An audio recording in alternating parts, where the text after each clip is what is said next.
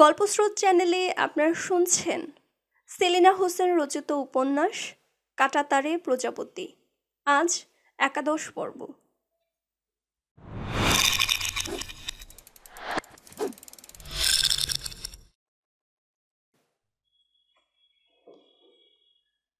লঞ্চটা দিনে একবারই ভোলাহাট রোহনপুর যাতায়াত করে। সকালে যায়, বিকেলে ফিরে আসে। সময়টা কুতুবের জানা। ও যেখানেই থাকুক, লঞ্চ আসা যাওয়ার সময় বজরা টেকে এসে হাজির হয়। বটগাছের নিচে দাঁড়িয়ে যাত্রীদের ওঠানামা দেখে। লোকজনের আসা যাওয়া দেখতে ওর ভালো লাগে। কখনো কাউকে জোহরার মতো লাগে। অবিকল সেই ভুরু, বাঁকানো চোখের সীমান্তে দিগন্ত রেখা যেন আকাশের মতো নুয়ে থাকে। কাউকে না পেলে জীবনটা এমন হয় কেন? কেন যে হঠাৎ করে সবকিছু শূন্য হয়ে যায়? লঞ্চ থেকে নেমে যাচ্ছে লোকজন। আপাতত এটা আর ছাড়বে না। ও খালি লঞ্চে উঠে আসে। সারেং সোনা মিয়া ভালো মানুষ, ওকে দেখে হাসে। কেমন আছো? ভালো। কুতুব ডেকে রেলিং ধরে ঝুঁকে দাঁড়ায়। হু হু বাতাসে ওর মাথার চুল ওড়ে। ঢোক গিলতে গলায় বাঁধে। কিসের ব্যথা? মনের নাকি শরীরের? ইদানিং এমনই হয়। সোনা মিয়া ওর পাশে এসে দাঁড়ায়। কিছুদিন ধরে কুতুবকে কেন্দ্র করে ওর মনের মধ্যে একটা চিন্তা ঘুরপাক খাচ্ছে। ওর ভাই হাজির আলী ক্ষেতমজুর। বসত বাড়িটুকু ছাড়া আর কিছু নেই। 7 মেয়ে ওর। বেচারা বড় কষ্টে আছে। 3 মেয়ের বিয়ে দিয়েছে, এখনো 4 জন বাকি। কুতুবের সঙ্গে কাজলের বিয়ে দিতে পারলে একটা চিন্তার লাঘব হয়। কুতুবকে ওর পছন্দ হয়। বিয়ে করলে এখনকার মতো ভবঘুরে থাকবে না, নিশ্চয়ই সংসারী হবে। এটা সোনা মিয়ার ধারণা। ও আমতা আমতা করে সোজাসুজি কথাটা পারে। তুমি একটা বিয়ে করো না কেন কুতুব? কুতুব ঘাড় ঘুরিয়ে সোনা মিয়ার দিকে তাকায়। ভীষণ সরল আর নিষ্পাপ মনে হয় ওকে। আজকের লঞ্চে কোনো মেয়ে আসেনি? আজ সারাদিন কাউকে ওর জোহরার মতো মনে হয়নি। কি কথা বলছো না যে? কথাটা পছন্দ হলো না বুঝি? বিয়ে খাওয়াবো কি? সোনা মিয়া হু হু করে হাসে। পুরুষ মানুষের আবার কাজের অভাব? থাকবো কোথায়? ঘরে পানি পড়ে। আমি তোমার ঘর ঠিক করে দেব। কুতুব চুপ করে থাকে। সোনা মিয়ার প্রবল আগ্রহে মনে হয় বিয়ে করলে কি জোহরার মতো বউ হবে? জোহরার মতো মেয়ে আছে? কুতুব সোনা মিয়ার হাত চেপে ধরে। সোনা মিয়া বোকার মতো তাকিয়ে থাকে। কতদিন আগে জোহরা মারা গেছে। ওর কথা কি সোনা মিয়ার মনে আছে? তবু কুতুবকে বলে, হ্যাঁ, কাজল জোহরার মতোই, ও আমারই ভাস্তি। সত্যি বলছো? জোহরার মতো? তুমি নিজে দেখো, তারপর বুঝবে কেমন। কবে দেখাবে? আগামী সপ্তাহে। এখান থেকে 6 ক্রোশ দূরে। গেলে তোমার ভালো লাগবে। আমার ভাইয়ের ছেলে নাই, তুমি ওদের কাছে ছেলের আদর পাবে। তাছাড়া কাজল খুব ভালো মেয়ে, দেখবে তোমার মন ভরে যাবে। কুতুব কথা বলে না। সোনা মিয়া কথা বলে আনন্দ পাচ্ছে। পাক। আসলে কারো মন ভরানো খুব কঠিন। বুকের অনুপরমাণুতে মিলেমিশে না গেলে কি মন ভরে? কাজল কি ওর জন্য জোহরার মতো মরতে পারবে? বুকের ভেতর ভালোবাসার মহানন্দ কুলকুল করে অনবরত বইতে থাকলে মরা যায়। সেই নদী বালি পড়ে ভরে গেলে মানুষ অন্যরকম হয়। কুতুবের মতো বিমর্ষ এবং জীবনের দিকে পিঠ ফেরানো। ওকে কথা বলতে না দেখে সোনা মিয়া ওর কাঁধে চাপ দেয়। কি ভাবছো? কিছু না। বিয়ের জন্য মন কেমন করে? কোনো ভয় নেই। সাহস করে ফেললেই হয়। কুতুব বিস্মিত হয়ে বলে, আমি তো ভয় পাইনি। সোনা মিয়া বলে, তাহলে চলো আমরা বাসায় যাই, গিয়ে গরম ভাত খাবো, বউ পচে আছে। স্বামী না ফিরলে বউরা কি পচে থাকে? থাকেই তো। সারেং ওর হাত ধরে টানে, চলো। না থাক, অন্যদিন যাব। ঠিক আছে, একদিন তোমাকে আমি দাওয়াত দিয়ে খাওয়াবো। কি খাবে বলো? কাচকি মাছ বেশি করে পেঁয়াজ কাঁচামরিচ মাখিয়ে কলা পাতায় মুড়ে খোলাই দিয়ে রাখতে বলবে। সোনা মিয়া অবাক হয়ে ওর মুখের দিকে তাকায়। ও একা একা এখানে ওখানে ঘুরে বেড়ায়, খাওয়া দাওয়ার ঠিক ঠিকানা নাই, কারো সাথে পাচে যায় না, নিজের কথাও কাউকে বলে না। ভোলাহাট বাজারে দুদলের মধ্যে ঝগড়া বাঁধলে লাল ইটের বারান্দায় দাঁড়িয়ে দেখে, শোনে না। কখনো রাস্তার পাশে তুঁতগাছে হেলান দিয়ে দাঁড়িয়ে থাকে, হয়তো উদ্দেশ্যহীনভাবে, নয়তো কারো অপেক্ষায়। কে বলবে? অথচ ওর বুকের ভেতর কাচকি মাছের মরিচ খোলা খাবার স্বাদ। কে বলবে ও গৃহ থেকে বিচ্ছিন্ন? সোনা মিয়ার ভরসা হয় যে ও নিশ্চয়ই ঘর করতে পারবে। তাহলে আমি যাই, আমার বউকে বলবো তোমার কথা। ও মাথা নাড়ে, তারপর এক দৃষ্টে সোনা মিয়ার অপশ্রিয়মান দেহ দেখে। ওর মনে হয় সোনা মিয়া খুশিতে লাফিয়ে লাফিয়ে পথ চলছে, ওর পা বুঝি মাটিতে পড়ছে না। কুতুব প্রচণ্ড হাসিতে ফেটে পড়ে, হাসতে হাসতে ওর চোখে পানি এসে যায়। বিকেলে আজমলের পলু ঘরে যায়ও। আজমল পলুর কাছারিতে ব্যস্ত, কুতুব বারান্দায় পা ঝুলিয়ে বসে। আজ ও একদম শান্ত, ওর ভেতরে যে ক্ষরণ হচ্ছে তা টের পাওয়া যায়। ও তীব্র হিংস্রতায় কারো দিকে আক্রোশ ভরে তাকিয়ে নেই। আজমল কাজ শেষ করে ওর কাছে এসে বসে। কি খবর কুতুব? ও আজমলের হাত জড়িয়ে ধরে। আমি বিয়ে করব আজমল ভাই। বিয়ে? ঝাঁকিয়ে ওঠে আজমলের শরীর। কুতুব প্রবল উত্তেজনায় বলে, সোনা মিয়ার ভাইয়ের মেয়ে, নাম কাজল, একদম জোহরের মতো দেখতে। কে বলল? সোনা মিয়া বলেছে। জোহরের মতো না হলে বিয়ে করব না। কেন তা করব? মুহূর্তে ফুঁসে ওঠে ও। আজমল স্বস্তি পায় না, একটা মেয়ের জীবন নষ্ট হবে। কুতুব হাতে ধরে রাখা তেঁতুলের ডাল মটমটিয়ে ভাঙে। বিয়ে করতে খরচ লাগে, তা তোমার আছে? নাই, আপনি দেবেন।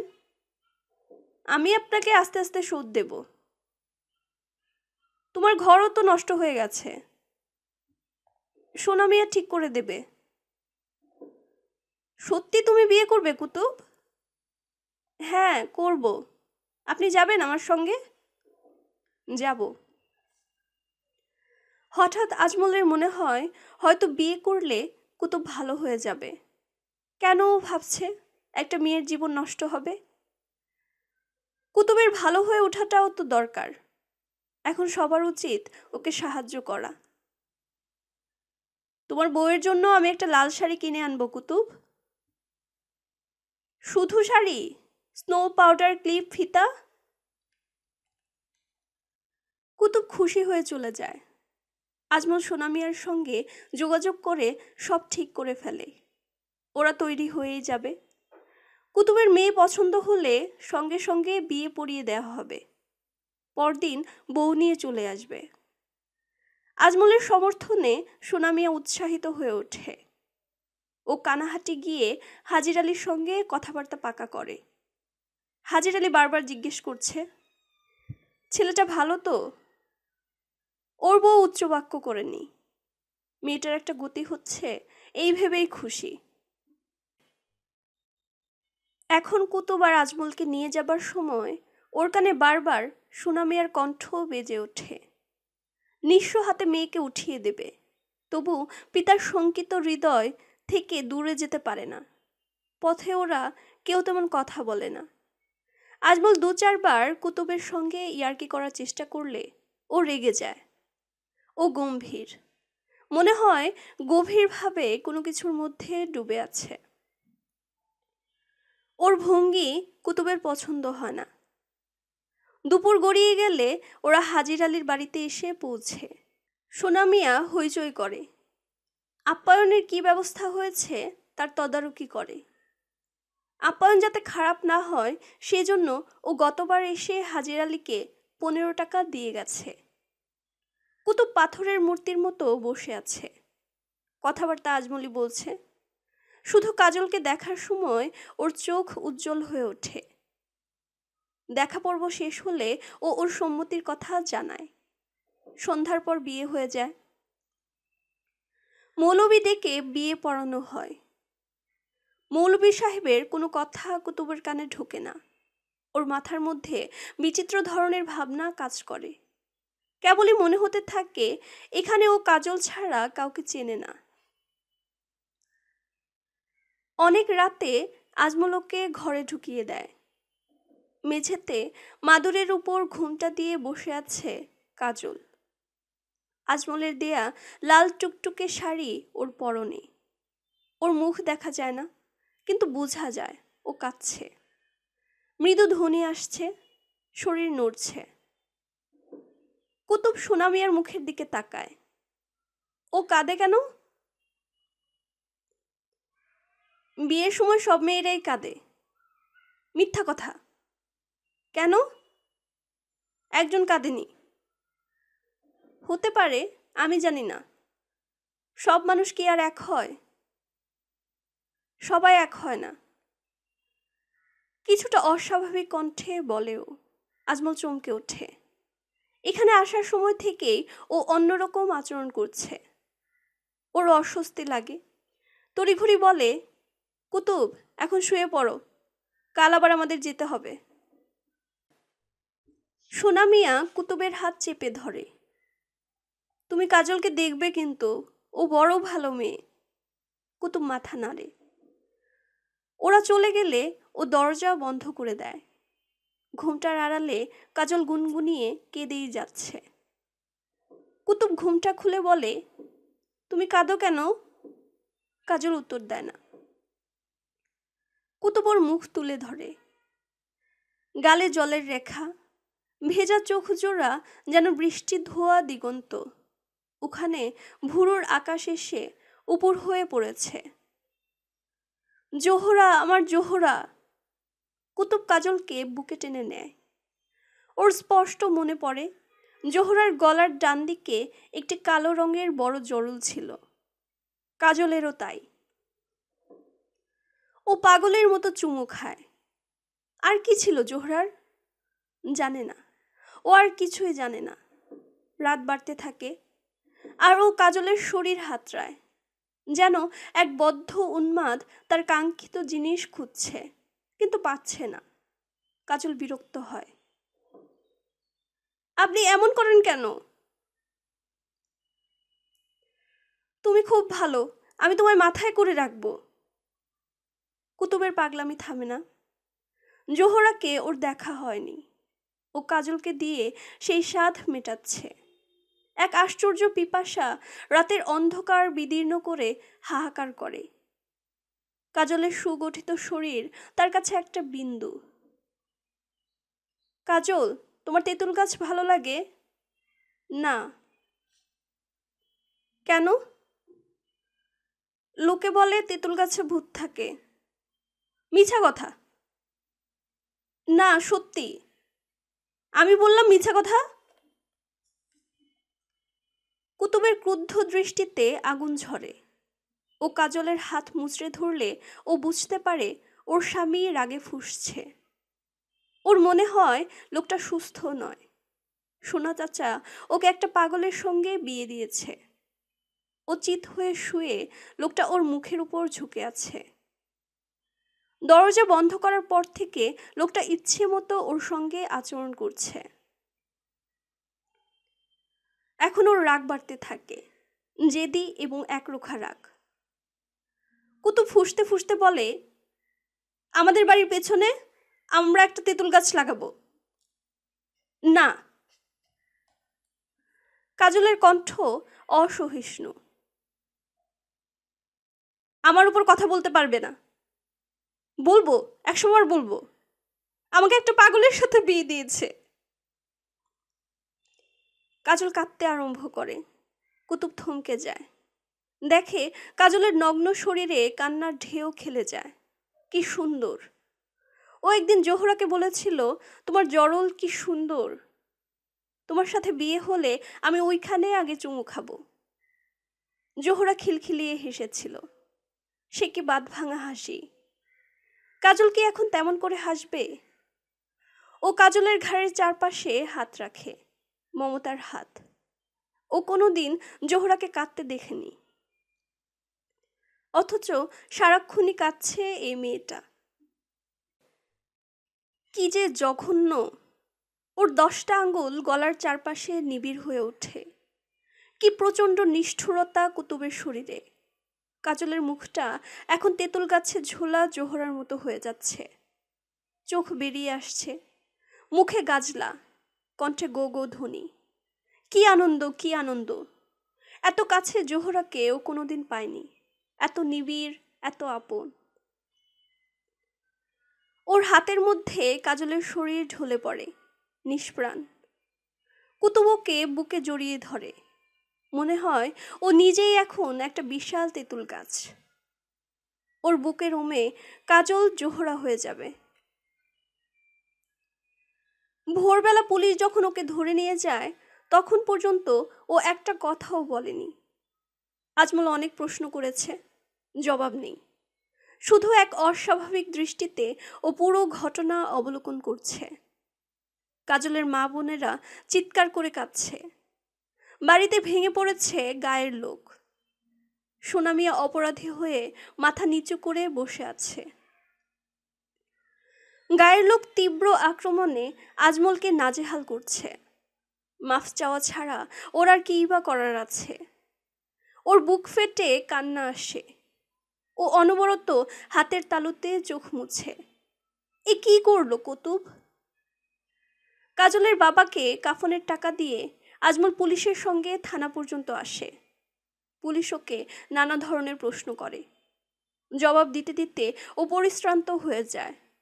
এমনিতে মানসিক দিক থেকে বিধ্বস্ত, তার উপর অনেকটা পথ হেঁটে আসার দরুন শরীর ধুলি ধূসরত। চিরচির করছে চামড়া। কুতুব মাথা নিচু করে বসে আছে, পায়ের নখ দিয়ে মাটি খুঁড়ছে। একটু পর ওকে ভেতরে নিয়ে আটকাবে। আজমল কুতুবের পাশে এসে বসলে ও মুখ তুলে তাকায়। ঘোলাটে দৃষ্টিতে সব আলো নিভে এসেছে। আজমলের বুক ধক করে ওঠে। ও কি পাগল হয়ে যাচ্ছে?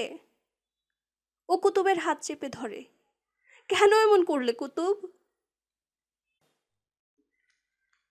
কুতুব একগাল হেসে বলে, ওকে তো আমি জোহরা বানাতে চেয়েছিলাম। ওর হাসি থামে না। না, হাসিতে শব্দ নেই, শুধু দাঁত বেরিয়ে থাকে। আজমলের শরীর ঘুলিয়ে ওঠে। ও বুঝে যায় কুতুবের সঙ্গে এই পৃথিবীর যোগাযোগ বিচ্ছিন্ন হয়ে গেছে। বাড়ি ফিরে একটুও স্বস্তি পায় না। সারাদিন পলুঘরের মধ্যে নিজেকে আটকে রাখে, নইলে পুকুর পাড়ের ঘন ঝোপের আড়ালে বসে থাকে। ও মানুষের কাছ থেকে পালিয়ে থাকতে চায়। সবাই দোষারোপ করে, বলে আজমল জেনে শুনে পাগলটার হাতে কাজলকে উঠিয়ে দিয়েছে। কেউ কারো এত বড় সর্বনাশ করে? এসব শুনলে গ্লানিতে, বেদনায় ও মরমে মরে যায়। কিন্তু ও তো চেয়েছিল কুতুবের কল্যাণ। ভেবেছিল কাজলের মধ্য দিয়ে কুতুব নতুন জীবন লাভ করবে। ওর অপরাধ কোথায়? ঘুমোতে পারে না ও। স্বপ্নের মধ্যে ঘুম ভেঙে যায়। দেখতে পায় সাদা দাঁত বের করা কুতুবের আকর্ণ বিস্তীর্ণ হাসি। ও ফুপিয়ে কেঁদে ওঠে। 3 দিন পর চাঁপাইনবাবগঞ্জ থেকে ফিরে আসে ইয়াসিন বসনি। সব শুনে গর্জে ওঠে, তোমার জন্য একটা মেয়ের জীবন নষ্ট হলো? তোমার উচিত ছিল কুতুবকে বিয়েতে বাধা দেয়া। মুহূর্তে ঝরে যায় আজমলের গ্লানি, দপ করে দু চোখ জ্বলে ওঠে ওর। আপনার জন্য জোহরা মরেনি, আপনার জন্য কুতুব পাগল হয়েছে এবং কাজল খুন হয়েছে। কি এত বড় কথা! আমার খেয়ে আমার পরে আমার উপর গলাবাজি! বেরিয়ে যাও আমার বাড়ি থেকে। আজমল দৃঢ় কণ্ঠে মাথা নাড়ে। অনেক আগেই আমার যাওয়া উচিত ছিল। ইয়াসিন মুসনি দুমদাম পা ফেলে ঘরে যায়। আজমল বেরিয়ে আসে, ধীরে সুস্থে আশিকালির বাড়িতে আসে। রহিমন ডালের বড়ি বানাচ্ছিল। ওকে দেখে একগাল হাসে। বাজান ক্যাঙ্কা আসো। ও স্বস্তির নিঃশ্বাস ফেলে বারান্দায় আসে। একজন লোক ওকে কিছু জিজ্ঞেস করেনি। ফুফু, এক গ্লাস পানি দেন, চাচা কই? রহিমন ঘাড় নেড়ে জানায়, জানে না কোথায়। ও বাঁশের খুঁটিতে হেলান দিয়ে বসে গা ছেড়ে দেয়। এখন ওকে অনেকটা পথ যেতে হবে। ছেলের নাম রাখা হলো মোহন। 16 দিন পর নাতিকে নিয়ে জমিদার গিন্নি এলেন নিজের বাড়ির রামচন্দ্রপুর হাটে। ইলা আবার আত্মগোপন করল। প্রথম রাত মাতলার বাড়িতে ক্যাম্পে থাকবে, পরদিন চলে যাবে সুফল মাঝির ওখানে। এর আগের দিন রাঙা মিয়া, চরণ মাঝি ও এসান মিয়ার খোলান থেকে ধান নিয়ে আসা হয়েছে। ওরা তেভাগা ও 7-8 জিন মেনে নেয়নি। আজ ধান ভাগ করে ওদের হিস্সা ওদেরকে পৌঁছে দেয়া হবে। রাতে ঘুম আসে না ইলার। অনেকদিন পর পাকা ধানের ঘ্রাণ ওকে আচ্ছন্ন করে রাখছে। বাইরে কুকুর ডাকছে একটা। ধান পাহারা দিচ্ছে স্বেচ্ছাসেবক বাহিনীর ছেলেরা। মাতলার তত্ত্বাবধানে সব ব্যবস্থা নিখুঁত। কোথাও কোনো বিশৃঙ্খলা নেই। অন্যদিকে স্বেচ্ছাসেবক বাহিনীর দায়িত্ব পালন করছে শেখ আজহার হোসেন। তাদের বিভিন্ন ধরনের প্রশিক্ষণ দেয়া হচ্ছে। প্রত্যেক রাতে এলাকার প্রতি গ্রাম থেকে 2 জন করে স্বেচ্ছাসেবক সারা রাত ক্যাম্প পাহারা দেয়। প্রায় 300-400 স্বেচ্ছাসেবক ক্যাম্পের আশেপাশে থাকে। দুপুরে রাতে খিচুড়ি রান্না হয়। ওরা শালপাতা কলাপাতায় খিচুড়ি খেয়ে রাত দিন কাজ করে। নাচল এখন মুক্ত এলাকা, নিজেদের শাসন চালু হয়েছে। জমিদার জোদ্দাররা টু শব্দও করতে পারছে না। আইন মতো ধান ভাগ হয়ে চলে যাচ্ছে যার যার বাড়িতে। কৃষকদের মধ্যে প্রবল উত্তেজনা। ওদের সুদিন এসে যাচ্ছে। এখন আর বুলবুলিতে ধান খেয়ে যেতে পারবে না। ইলা ওদের কথা শুনতে পায়। ইচ্ছা করে কি ওরা আলাপ করে শুনতে, কিন্তু ধ্বনি ছাড়া আর কিছুই শোনা যায় না। ও উঠে বাইরে আসে। গাদা করে রাখা ধানের আটির পাশে দাঁড়ায়। ছুটে আসে ওরা। রানীমা! ওদের কণ্ঠে উদ্বেগ। ইলা হেসে বলে, ঘুম আসছে না? মনে হচ্ছে আমিও সারা রাত তোমাদের সঙ্গে পাহারা দিই। না না রানীমা, আপনি জাগবেন কেন? আপনার শরীর খারাপ হবে। ধুর, কিছু হবে না, এসো কথা বলি। দিনের বেলায় তো সময় হয় না। ইলা উঠোনের একধারে বসে। একে দুয়ে গুটি গুটি পায়ে আরো অনেকে এসে জড়ো হয়। চাঁদের আলোয় ভেসে যাচ্ছে উঠোন। উঠোনের বড় কাঁঠাল গাছের ঘন পাতার মাথায় বৃত্ত। ইলা মুগ্ধ হয়ে যায়। বড় সুন্দর রাত। মাতলা বাড়ি নেই। ও অন্য গ্রামে গেছে কৃষকদের সংগঠিত করতে। রানীমা, মুখে মুখে একটা গান তৈরি হয়েছে, আমরা আস্তে আস্তে গাই, আপনি শুনুন। ভালোই তো, গাও। হাবিবার সন্তোষ গুনগুনিয়ে গায়। ইলা মৈত্রী নারী, আইন করল জারি। আধি জমি তেকুটি ভাগ। জিন হলো সাতারিরে ভাই, জিন হলো সাতারি। জানেন, এই গানে খুব কাজ হচ্ছে। কৃষকরা উৎসাহে কাজ করে যাচ্ছে। জোদ্দাররা একদম কেঁচু হয়ে আছে। সবাই একত্র হলে এমনই হয়। তোমাদের আজ আমি ময়মনসিংহের সুসং দুর্গাপুরের গল্প বলবো। সেখানে এক দারুণ ঘটনা ঘটেছিল। সাঁওতাল ছেলেমেয়েরা গায়ে গা লাগিয়ে ঘন হয়ে বসে। পাথরের খোদাই করা কালো মুখের চাঙড়ে অন্ধকারের আঁকিবুকি রেখা। চাঁদের আলোয় সে রেখা বিদ্যুতের মতো ঝলকায়। ওদের দৃষ্টিতে প্রতিজ্ঞার আগুন। ওরা অধিকার আদায়ের দাবি থেকে এক পা পিছুবে না। আজহার হোসেন ক্যাম্পের দায়িত্ব পালন করে। নাচল থানার বিভিন্ন গ্রামের রিপোর্ট এসে পৌঁছায় এখানে। রাজশাহী জেলারও খবর আসে। সেই সব খবর নিয়ে নেতাদের মধ্যে আলাপ আলোচনা হয়, কর্মসূচি ঠিক হয়। প্রচণ্ড কর্মোদ্দীপনায় এখানকার দিনগুলোও কেটে যায়। সাফল্যের আবেগে ইলার কণ্ঠ রুদ্ধ হয়ে থাকে।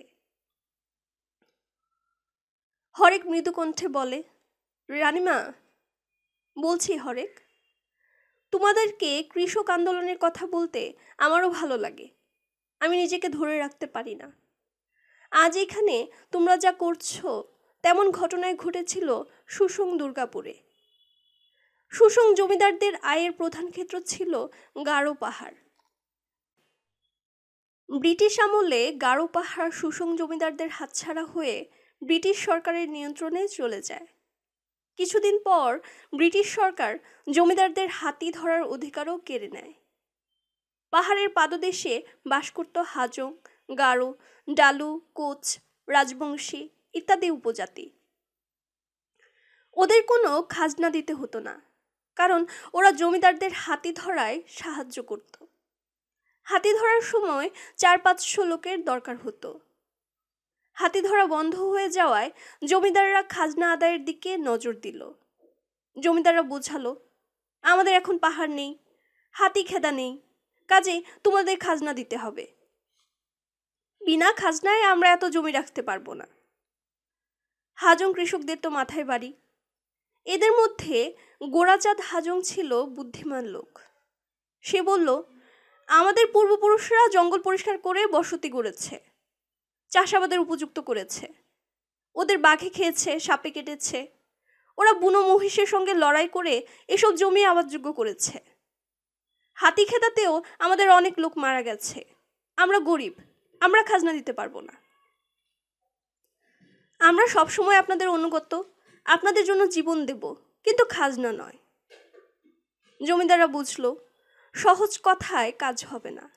ওরা লাঠিয়াল সংগ্রহ করলো। ওদের ছিল বিহারি বড়কন্দাজ বাহিনী, ছিল হাতি। সব একত্র করে ওরা হাজং এলাকায় পাঠালো। লাঠিয়ালরা উপজাতিদের কাছে প্রচণ্ডভাবে মার খেয়ে দুর্গাপুরে পালিয়ে গেল। খবর রটে গেল যে হাজংরা জমিদার বাড়ি লুট করবে। তখন ওরা ওদের পরিবারের জং বাহাদুরের কাছে বিদ্রোহ দমনের দায়িত্ব দিয়ে সপরিবারে কলকাতায় চলে যায়। 2 বছর এই বিদ্রোহ চলছিল। পরে হাজং এলাকায় এক সংঘর্ষে হাজং নেতাদের কেউ কেউ নিহত হয়। তখনকার মতো বিদ্রোহ দমন হয়েছিল, কিন্তু 1938-এ আবার টঙ্ক আন্দোলন শুরু হলে কৃষকরা সেই আন্দোলনে ঝাঁপিয়ে পড়ল। মানুষের মনের আগুন অনুকূল বাতাসে দাউ দাউ জ্বলে উঠল। এই আন্দোলনের নেতৃত্ব দিয়েছিল মণি সিং। টঙ্ক মানে ছিল ধান করারই খাজনা। হোক বা না হোক, করার মতো ধান দিতে হবে। টঙ্ক জমির উপর কৃষকদের কোনো সত্ত্ব ছিল না। ময়মনসিংহ জেলার উত্তরে কলমাকান্দা, দুর্গাপুর, হালুয়াঘাট, নালিতাবাড়ি, শ্রীবর্দী থানায় এই প্রথা প্রচলিত ছিল। বিশেষ করে সুসং জমিদারি এলাকায় এর প্রচলন ছিল ব্যাপক এবং বেশ কঠোর। 1.25 একর জমির জন্য বছরে ধান দিতে হতো 7 থেকে 15 মণ। অথচ ওই সময়ে জোত জমির খাজনা ছিল 1.25 একরে 5 থেকে 7 টাকা মাত্র। ওই সময়ে ধানের দর ছিল প্রতি মণ 2.25 টাকা। ফলে প্রতি 1.25 একরে বাড়তি খাজনা দিতে হতো 11 টাকা থেকে প্রায় 17 টাকা। এই প্রথা শুধু জমিদারদের ছিল তা নয়, মহাজনরাও টঙ্ক প্রথা দিয়ে কৃষকদের শোষণ করত। একমাত্র সুসং জমিদারই টঙ্ক প্রথা দিয়ে 2 লক্ষ মণ ধান আদায় করত। এই নিপীড়নে কৃষকরা ক্ষিপ্ত হয়ে উঠল। শুরু হলো আন্দোলন। মনি সিং বললেন, কৃষকদের এক করতে হবে, কেউ ছটাক ধানও জমিদারদের দেবে না। আপনারা গ্রামে গ্রামে যান, টঙ্ক আন্দোলনের কথা মুখে মুখে প্রচার করুন। কৃষকরা এক হয়ে গেল। মাঘ মাসে ধান আদায়ের সময় দেখা গেল জমিদাররা 1/4 বেশি ধান আদায় করতে পারেনি। আন্দোলনের ফলে টঙ্ক প্রথা পুরোপুরি উচ্ছেদ করা যায়নি, তবে ঠিক হয়েছিল যে একজনের যদি বছরে 50 মণ টঙ্ক ধান দিতে হয়, তবে ওই অতিরিক্ত 50 মণ 8 কিস্তিতে পরিশোধ করে দিলে তার জমির স্বত্বও হয়ে যাবে। এইসব আন্দোলনের সময় বিভিন্ন সংঘর্ষে মানুষ যে কত সাহসিকতার পরিচয় দিয়েছে তার তুলনা হয় না। এই সাহস দিয়েই তো মানুষ জয় করে নিজেদের অধিকার। ঠিক বলেছেন রানীমা, সাহস না করলে কিছুই হয় না। তোমাদেরকে কি আমি কালীচরণের বউয়ের গল্প করেছিলাম? মৃদু গুঞ্জন ওঠে। না, বলেননি, বলুন। দূর থেকে বাঁশির শব্দ ভেসে আসে। কোনো সাঁওতাল ছেলে হয়তো নিজেদের গ্রামকে জাগিয়ে রাখার জন্য বাঁশি বাজাচ্ছে। ওরা পালাক্রমে ঘুমোয়, ওরা প্রতি মুহূর্তে সতর্ক হয়ে থাকে। রমেন কৃষক সংগঠনের কাজে অন্য জায়গায় আছে। ছেলেটি কেমন আছে? ছেলের জন্য বুক কেমন করে ইলার। মার কাছ থেকে যে মুহূর্তগুলো ওই শিশুর পাওনা ছিল সেটা পাচ্ছে না। এই সময়গুলো ইলার জন্য এখন অত্যন্ত জরুরি। মানুষের সমান অধিকারের প্রতিষ্ঠা করতে যাচ্ছে ওরা। প্রতিটি মুহূর্ত মূল্যবান। ছেলে তো ঠাকুরমার কাছে আদরে আছে, ভালো আছে, ভাবনা কি? রানীমা, হরেকের কণ্ঠে রাতের নিস্তব্ধতা ভেঙে যায়। ইলা বলতে শুরু করে, কালীচরণ ছিল নেত্রকোনার বিশরপাশা গ্রামের কৃষক। সেখানে পার্টির নেতা কমরেড মনি সিং। সেই গ্রামে কালীচরণের 7 হাল জমি ছিল। জমিদারের নায়েবদের ঋণ দেওয়ার ফাঁকি কালীচরণ বুঝতে পারেনি। একদিন জমি চাষ করতে গিয়ে দেখল ওর জমির 7 হালের 3 হাল জমিদারদের দখলে চলে গেছে। কালীচরণের তো চক্ষু চড়ক গাছ, রক্ত জল করা জমি, একে প্রাণে সয়। ও ছুটল গৌরীপুরের জমিদারদের কাছে নালিশ করতে। কিন্তু গৌরীপুর পর্যন্ত পৌঁছার আগেই ওর সঙ্গে দেখা হলো কৃষক সভার কর্মীদের সঙ্গে। ওরা ওকে বোঝালো যে ওদের কাছে গিয়ে লাভ নেই। জমিদার হুকুম না দিলে নায়েবের সাধ্য কি এসব করে? তুমি নেত্রকোনা চলো, কমরেড মনি সিং তোমার একটা ব্যবস্থা করে দেবেন। উনি নিজে জমিদার হয়েও কৃষকদের জন্য লড়ছেন। কালীচরণ ওদের সঙ্গে কমরেড মনি সিং এর কাছে গেল। মনি সিং কালীচরণকে বুকে জড়িয়ে ধরলেন। আন্তরিক কথায় ওর উত্তেজনা প্রশমিত করলেন। তার উদ্যোগে উকিল চন্দ্রবিনোদ দাস কালীচরণের পক্ষে মামলা লড়লেন এবং কালীচরণের পক্ষে রায় আদায় করলেন। এই খবর গৌরীপুরের জমিদারের কাছে পৌঁছতেই তার রক্ত মাথায় চড়ে গেল। এত বড় সাহস! নেংটি পড়া মানুষেরা ছুঁচো হয়ে বাঘের সঙ্গে লড়তে চায়। জমিদার নিজে লোক লস্কর নিয়ে হাতিতে চড়ে গেল জমি দখল করতে। শুনে কালীচরণের বউ তো রেগে আগুন। ও এক হাতে বটি আর এক হাতে ঝাঁটা নিয়ে কালীচরণকে বলল, দরকার হলে জীবন দেব, জমিদারকে কাটবো এই বটি দিয়ে, তবু এক ফালি জমি দেব না। এই বলে ও জমির আলের পাশে দাঁড়ালো। কৃষক সভার কর্মীরা খবর পেয়ে লাঠি বল্লম সরকি নিয়ে ছুটে এলো সবাই। জমিদারের সামনে উদ্যত বটি হাতে কালীচরণের বউ রণচণ্ডী মূর্তিতে চিৎকার করছে, নেমে আয় হাতি থেকে, পা ফেলে দেখ আমার জমিতে। জমিদার হুঙ্কার দিয়ে উঠে মাহুতকে বলে, ওকে হাতির পায়ের নিচে পিষে ফেল। কৃষক সভার কর্মীরা চোখ মুখে গর্জে ওঠে, খবরদার, হুঁশিয়ার! স্লোগান ওঠে, জমিদারের জুলুমবাজি চলবে না, চলবে না। হাজার মানুষের কণ্ঠে কেঁপে ওঠে বিশরপাশার আকাশ। সেই সমবেত গর্জনে হাতি পেছনে ফিরে দৌড়। পেছন পেছন বটি হাতে ধাওয়া করে কালীচরণের বউ, তার পেছনে জনতা। যে তারায় হাতি দাঁড়াতে পারে না, সে তারায় কি 5-8টা মানুষের দল দাঁড়াতে পারে? কালীচরণের বউয়ের এই সাহসের কথা গল্পের মতো ছড়িয়ে গেল সবখানে। সাঁওতাল নারী পুরুষ হা করে গিলছিল রানীমার গল্প। ওদের চোখে মুখে মুগ্ধতা, ওরা অভিভূত হয়ে শোনে। হরেক বলে, এমন গল্প কে কবে শুনেছ? আমি তোদের তন্নারায়ণের গল্প বলেছি। হ্যাঁ। কম্পরাম সিং এর? হ্যাঁ। জয়মণি সরলাদির? হ্যাঁ হ্যাঁ। মাস্টারদা সূর্য সেনের? হ্যাঁ। ক্ষুদিরামের? হ্যাঁ। তিতুমিরের? হ্যাঁ। ইলা কিছু বলার আগেই হরেক চিৎকার করে ওঠে, আমরাও ওদের মতো মরতে পারি রানীমা। আমি জানি আমরা সব কিছুর মোকাবেলা করব, আমরা নিজেদের সঙ্গে বিশ্বাসঘাতকতা করব না। মৃদু গুঞ্জন ওঠে, ঠিক ঠিক। আবার নীরবতা। খড়ের গাদার উপাসে শিয়াল ডাকে, সঙ্গে সঙ্গে চিৎকার করে ওঠে কুকুর। মুখরিত হয়ে ওঠে ক্যাম্পের চারপাশ। ইলা হাসতে হাসতে বলে, ওরা আমাদের হয়ে স্লোগান দিচ্ছে। হাসির রোল উঠে ওদের মধ্যে টুকরো মেঘের আড়ালে চাঁদ ঢাকা পড়েছে। হালকা আলোয় ছেয়ে যায় প্রাঙ্গণ। ইলার বুক ভরে ওঠে। ওর মনে হয় যেন লম্বা বাঁশের মাথায় পতপত উড়ছে লাল পতাকা। সে সংকেতে ছুটে আসছে হাজার হাজার মানুষ। থেমে যায় শেয়ালের ডাক। ওর বুকের ভেতর পদধ্বনি। শত্রুর আগমনকে প্রতিহত করার জন্য সবাইকে একত্র করার প্রয়োজনে একটি ব্যবস্থা করেছে ওরা। গায়ের সীমানার সবচেয়ে উঁচু তালগাছের মাথায় বাঁধা হয়েছে বিরাট লম্বা বাঁশ। প্রয়োজনে ওই বাঁশের মাথায় উড়িয়ে দেয়া হবে কমিউনিস্ট পার্টির লাল পতাকা।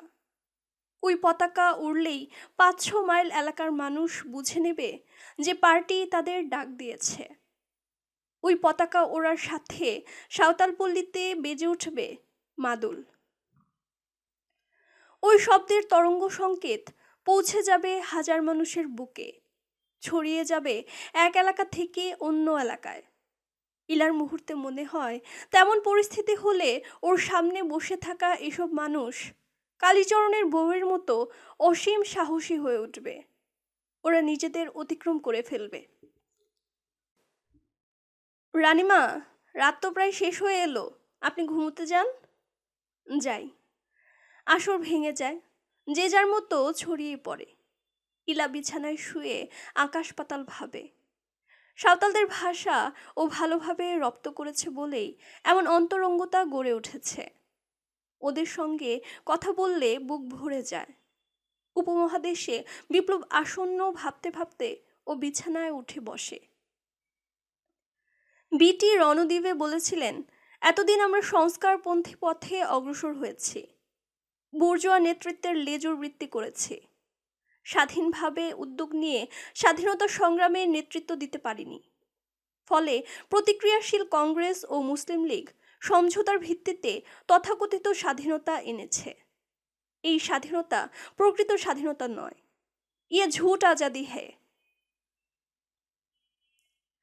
যুদ্ধের পরবর্তী অবস্থার মতো এখনো বিপ্লবী অবস্থা বিরাজ করছে। কাজেই সংগ্রাম করে বুর্জোয়া নেতৃত্বকে উচ্ছেদ করতে হবে। ইলা হাঁটুর উপর 2 করতল স্থাপন করে জোর দিয়ে চেপে ধরে বিড়বিড়িয়ে বলে, আমরা না চলে তেভাগা চালু করেছি। আমরা নিরন্ন মানুষের মুখে হাসি ফোটাতে পারছি।